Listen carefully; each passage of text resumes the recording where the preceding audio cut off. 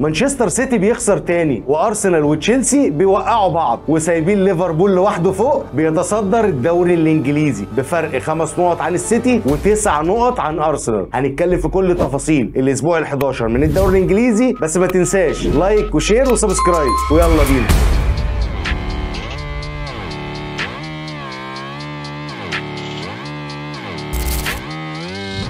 ونبتدي مع مانشستر سيتي وبيب جوارديولا. بيب جوارديولا بيترنح في الدوري الانجليزي، عمال يخسر هنا ويخسر هنا. ده عمل رقم قياسي في تاريخه. مانشستر سيتي خسر 4 ماتشات ورا بعض مع بيب جوارديولا، عمره ما خسر 4 ماتشات. الراجل بيخسر في كل الاتجاهات، في دوري الابطال بيخسر بال4، وفي الدوري الانجليزي بيخسر لتاني مره على التوالي. هو ايه اللي بيحصل بالظبط لبيب؟ بيب بيفقد موتور الفرقه، العفشه بتاعت الفرقه وقعت. لما رودري وقع منه فعلا اثرت عليه، وانا كنت شايف وقلت لكم يا جماعه السيتي هيقع كتير، وفعلا بيقع مره ورا الثانيه ورا الثالثه ورا الرابعه. دفاعيا مانشستر سيتي عنده مشاكل كبيره جدا. ووكر بقى بيتلعب وراه في فدادين، كوره بتتلعب ورا ووكر، تتعمل عرضيه تيجي جول، تتعمل عرضيه ما تجيش، تضيع، يترقص. المهم ان هو بقى في ازمه، بيحاول يحلها هجوميا، لكن هو من اول الموسم بوظها. لما قعد فودن نجم الفرقه الاول السنه اللي فاتت قعده وركنوا جنبه، لما جه احتاجه وجه يلعبه ما لقاهوش. مانشستر سيتي بقى عنده مشاكل كبيره قوي في نص الملعب. كوفازيتش مش هو اللعيب اللي يقطع لك واللعيب اللي ياخد كره تانية. كوفازيتش عنده كره حلوه، ممكن يشوط يجيب جون، ممكن يعمل اسيست، لكن مش رودري. رودري انت مش هتعرف تستنسخه، وجوارديولا عارف ان هو في مشكله كبيره جدا. بيب ما قدامهوش غير حل واحد بس، ان هو في يناير يلحق يجيب آلة زي رودري، لكن ما اظنش ان هي موجوده في العالم كله حد زي رودري. رودري شخص قوي جدا بدنيا وذهنيا، زي ما قلت لكم قبل كده ان هو كمبيوتر بيشوف مسار الكرة فين وبيروح معاها. فالراجل ده اثر عليه في الملعب بشكل كبير. انما هالاند بقى هو اللي بيجيب جول وهو اللي ممكن يضيع. هالاند مش في مستواه بعد الحادثه بتاعت صاحبه اللي هو توفى واثرت عليه نفسيا، ودي باينه جدا في الملعب. وبيرجع له دي بروين، لكن دي بروين علشان يرجع ويجيب مستواه محتاج فتره طويله. اظن ان فتره التوقف اللي جايه دي هتفرق جدا مع بيب جوارديولا ومانشستر سيتي، واظن يعني ان هي ممكن ترجع جزء كبير من مستوى مانشستر سيتي، لان دفاعه فيه اصابات كتيره، 2 منهم او 3 ممكن يرجعوا بعد الفتره دي. وبنروح بعد كده لديربي لندن، ارسنال وتشيلسي. عايز اقول كلمتين لارتيتا، ان هو عنده اوفر سينكينج قوي في الفكره بتاعت المشروع. 5 سنين مشروع طويل قوي من غير بطوله، لا ده حاجه مش حلوه وحاجه تتعب جمهورك. انت لو بتشجع ارسنال وبتتفرج عليه ان انت راجل بتبني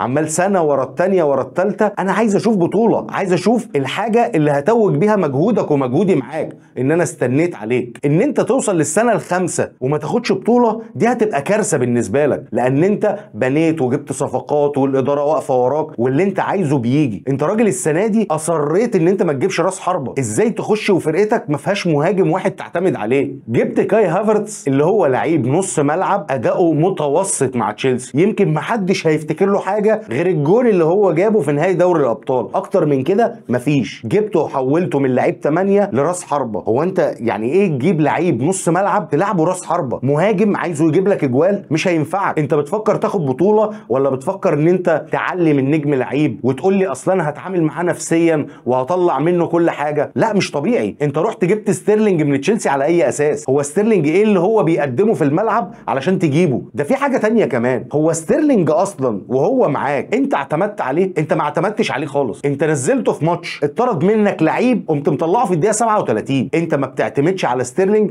يبقى انت مش مقتنع بيه، يبقى ما تجيبوش. انت الفتره اللي فاتت وقعت عدد كبير من البناط، الفترة الجاية لازم ما تخسرش ولا نقطة، وخصوصا ان جدولك هيساعدك في ده. لكن في ماتش تشيلسي بالاخص انت كنت نازل وخايف تخسر، قلقان من الخسارة، باين قوي من اداء لعيبتك في الملعب ان انت مرعوب من الخسارة. انت عارف ان انت لو خسرت هيتضرب مفك في وجودك اصلا، وهيبقى في مرحلة شك كبيرة في ارتيتا ذات نفسه. لكن على الناحية التانية ماريسكا الراجل اللي بيقول لك انا بجمع بقى شوية نقط، ما اخسرش من هنا اتعادل هنا، يعني بلاعب ارسنال اللي كان بينافس على الدوري وفريق كبير، يبقى انا ايه المشكلة ان انا اخرج ببونت، انا ما عنديش مشكله اخرج بتعادل يساعدني ان انا افضل في المراكز الاولى، ابقى في الخامس، ابقى في السادس، المهم ان انا ابقى قريب من التوب فور. وهو ده اللي حصل. اداء من الاثنين ما يوحلكش بماتش كويس، انت وانت بتتفرج تلاقي ان الاداء اقتصادي قوي، ده خايف يخسر وده كده كده مش عايز يخسر. ده لما جاب جون ارسنال اللي اتقدم وجاب جون قام راجع لان هو خايف من التعادل والخساره، لكن تشيلسي فضل مكمل ان هو يحاول يتعادل، ولما اتعادل رجع وبيحافظ على التعادل. والفرقتين احسهم خرجوا بالنتيجه اللي هم عايزينها، مش عايزين اكتر من ده، لا ده خسر ولا ده خسر، وكله خرج حبايب. ومن هنا بقى ننقل على مانشستر يونايتد. مانشستر يونايتد من بعد تين هاج بسم الله ما شاء الله اللعيبه متالقه. برونو فرنانديز الراجل بيطلع حلويات، بيسجل وبيصنع وبيتحرك في الملعب كله. الراجل ده كاسيميرو ما شاء الله تبارك الله، بيقطع وبيباصي باصاته صح، قائد في ارض الملعب. لا الفرقه ليها شكل، وده كله مع مدرب مؤقت لسه. اموريم ما جاش، اموريم مدرب كبير جدا وهيفرق مع مانشستر يونايتد، ولازم الجمهور يستنى عليه. ما تستعجلوش على الراجل ده، محتاج ان هو زي ما استنيتوا على تين هاج كتير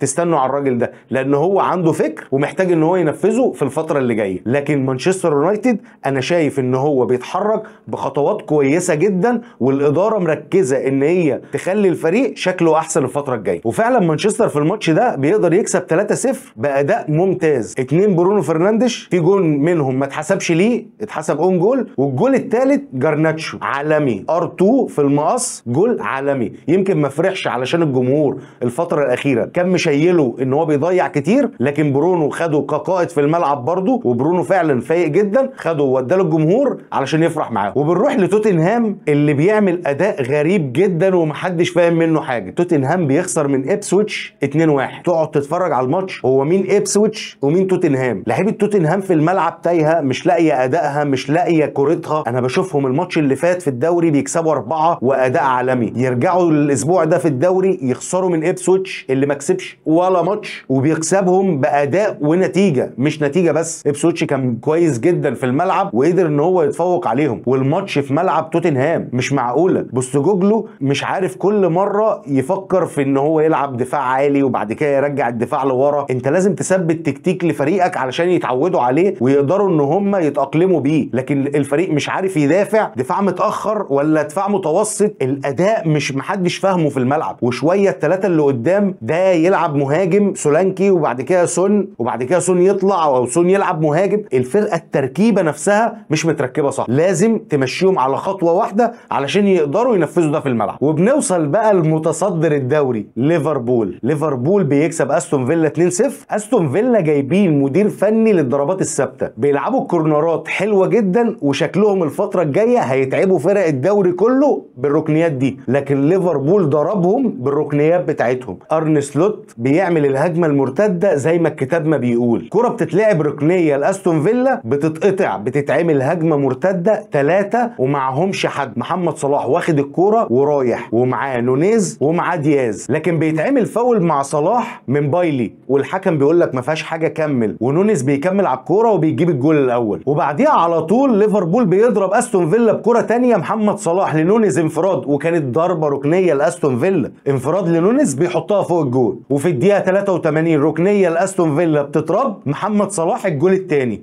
بعد انفراد وبعد جاريه في الدقيقه 83 بيعمل سبرنت 70-80 متر وبيجيب الجول الثاني. محمد صلاح اسطوره ومش هنتكلم في ده كتير. لكن ارن سلوت يا جماعه فارق جدا مع ليفربول، وما كانش حد في الدنيا يقول ان النهارده ليفربول في الجوله ال11 هيكون متصدر الدوري بفرق عن السيتي 5 بونت وعن ارسنال 9 بونت، ارقام محدش يصدقها، لكن الراجل يستحق. واي محنك لما يجي الراجل ده يخسر ويقول اهو وقع اهو زي ما انا توقعت، لا الراجل ما وقعش. الوقوع بتاع الراجل ده ان هو يجي السنه دي ويفضل يبقى مترنح، يخسر ماتش ويتعادل ماتشين وبعد كده يكسب ماتش، لكن بالاداء ده هو ثبت لنفسه ان هو مدير فني ممتاز، ومع ليفربول هيقدر ان هو ينفذ افكاره اللي هو عايزها. يمكن بس محتاج من الاداره ان هي تساعده. الراجل ده عمل من ارنولد مدافع جامد جدا بعد ما كان ثغره، عمل من جرافنبرغ لعيب رقم 6 وانت ما عندكش رقم 6، وكانت ازمه في الفريق، خلاه من افضل اللعيبه رقم 6 في ال5 دوريات الكبرى. اظن ان ارن سلوت محتاج ياخد حقه مننا كمشجعين ومن ادارته ان هي تساعده وتجيب له لعيبه. وبكده اكون قلت لك كل التفاصيل اللي حصلت في الجوله ال11 من الدوري الانجليزي. بس ما تنساش لايك وشير شير وسبسكرايب. وانا ديبو وده ما لعبتش كوره.